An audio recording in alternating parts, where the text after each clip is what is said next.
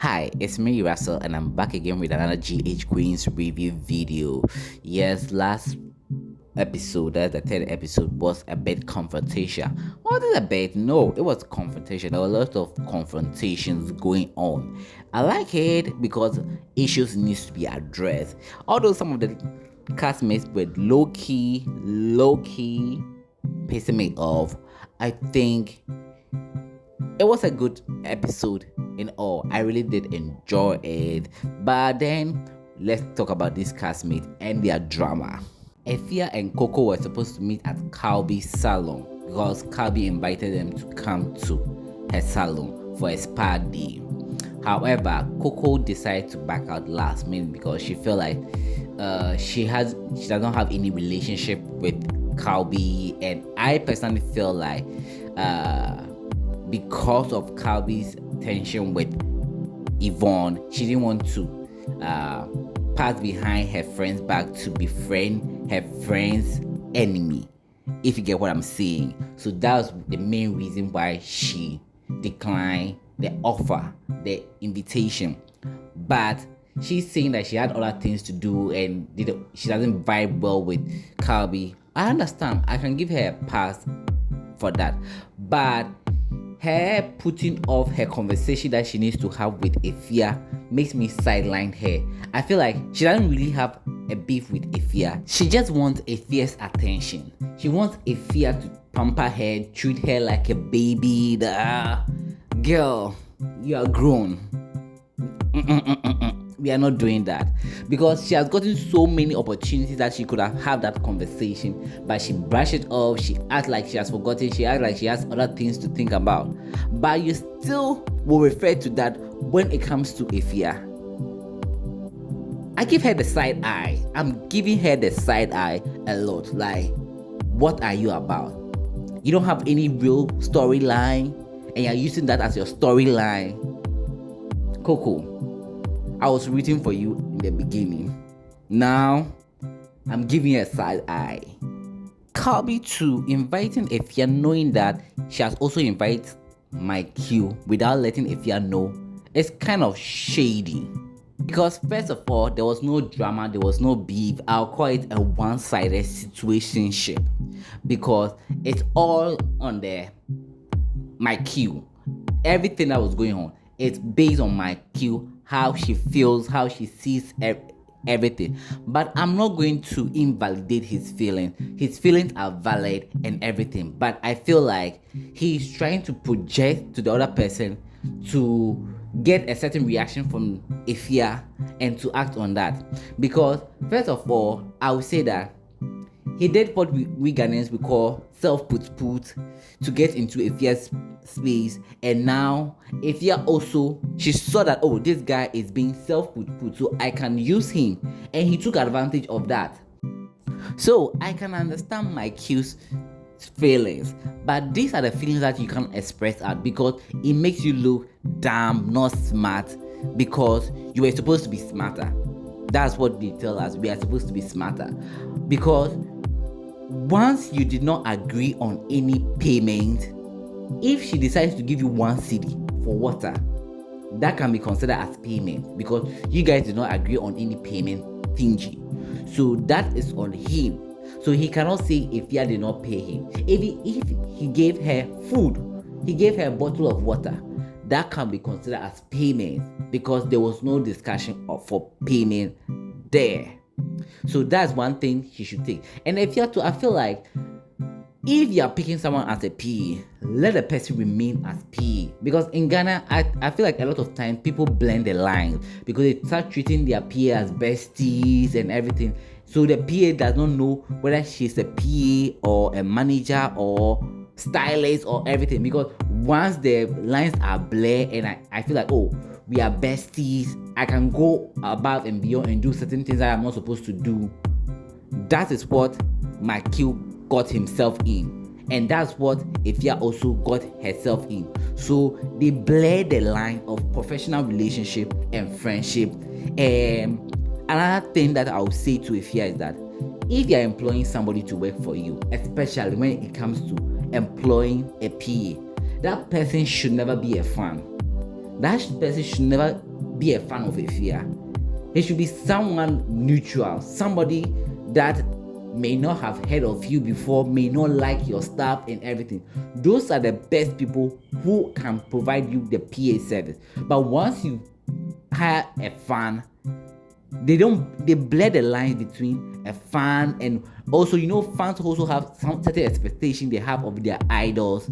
So if you're not able to meet those expectations and they begin to see the real you, not the media you, they begin to get resentment for you, and it brings a whole lot of commotion in the workspace. So moving on, if you don't hire a fan, and also when you hire a PA, let it be professional. Don't blur the line.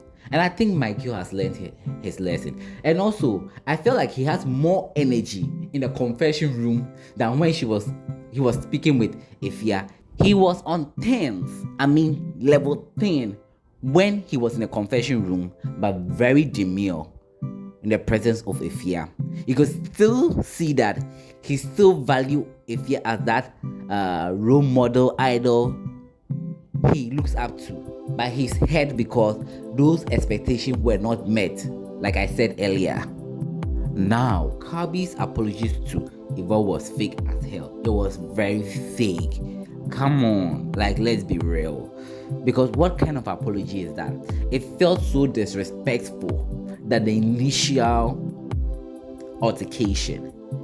And I feel like where Yvonne was coming from was right, because you claim that I've done certain things. So I would like to explain myself so that you get to understand me better. I don't need apology without addressing the main issue. It's stupid. And saying that I don't want to go back and forth. Nobody is going back and forth. All that she wanted to do is that clear what you think happened. Okay, I didn't watch your story. You know how Snapchat works. Sometimes you'll be watching somebody's regular stories and you end up in the private. So I feel like that's what might have happened. I don't know. So she wanted to explain her side. But you were like, no, I'm just apologizing because I threw a drink on you. That's so fake. And I feel like she was doing it because the girls told her to do it. It wasn't genuine, it wasn't sincere. But that was a weak ass apology and it felt insulting. I feel like Kabi could have done better. And I'm beginning to understand why Michael is her friend, because I think they both tend to have issues with people. Then they project it to the person like the person is rather the one having issue with them. Because even look at the party at the Brussels where she came, and when she was acting out, Michael didn't even check her because you were a +1 to Michael and he didn't check you. So they enable each other's toxic behavior. She being all nice, cute, lovey-dovey feels to be a performance for the camera than in actual world. I don't know, but I hope as the season progresses, I get to see other side of her that makes me change my mind and also get to like her a bit. Yep. Back to Yvonne. I think I like how Yvonne went straight ahead to Efia like, hey girl, you invited everybody to your event but me. Do you have any problem with me? I think that was so direct. And Efia, I like how Efia was playful. I think Efia is not taking everything too serious. She's not taking things too serious. So sometimes I don't know whether to take it serious or not.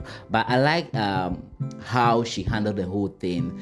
Although her explanation still did not sit well with me, because she gave a certain explanation in the confession which made sense to me. Like, okay, I didn't invite Calby, I invited Sefa and Sefa brought her there.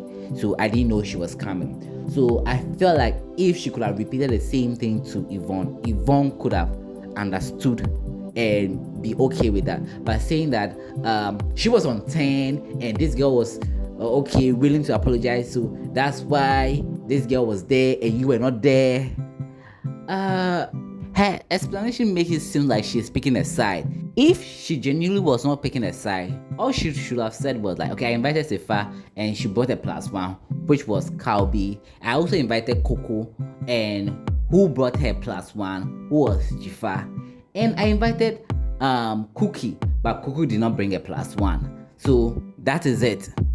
No need to bring out her drama with Calby and how she was feeling on that day and blah blah blah. Anyway, she apologized, Yvonne accepted, and they are cool. Let's see what happens in the series next.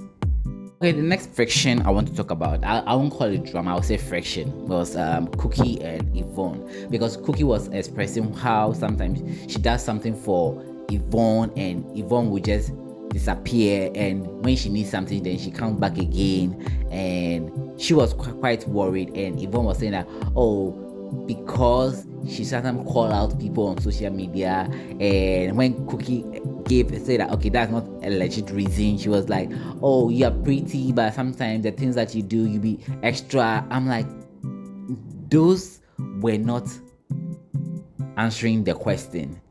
It was like, I don't know, Yvonne sometimes like shading people randomly, coming for people unprovoked. It makes her look bothered. It makes her look insecure. It makes her feel like I need to pull down this beautiful woman to uplift myself. Remember, you guys are all queens. So as a queen, you don't need to knock off another queen's crown to be the only queen in the room. And it makes her comes off a bit tacky, insecure, jealous type of way.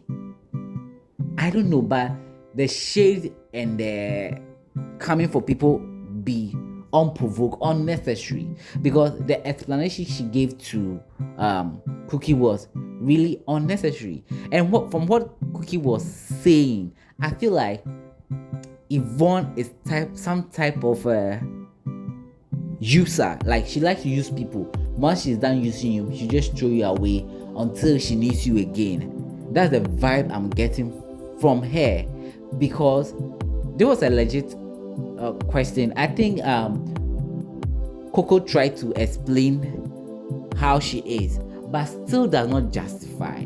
It still does not justify. You can't be talking to people when and how you feel.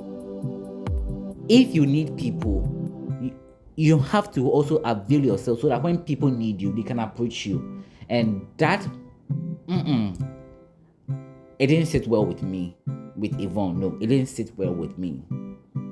Before I leave, I'd like to say, when Coco, Yvonne, and Jifa meet, like, these three of them are a vibe. Like, I just be enjoying their vibe throughout. I just be catching vibes, and I like their bond. It's like that nonchalant friend, that no nonsense friend, that goofy friend. The three of them blend very well.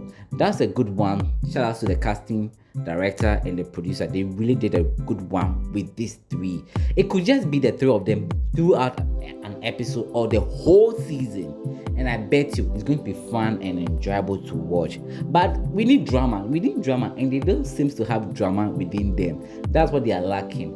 But when we talk about vibes and fun, these three does it, and I like that. Well, this is it for this video. Thank you so much for watching. I really appreciate it. There's so many content out there, and you chose to watch mine. I'm really grateful. God bless. See you in the next one. Bye bye.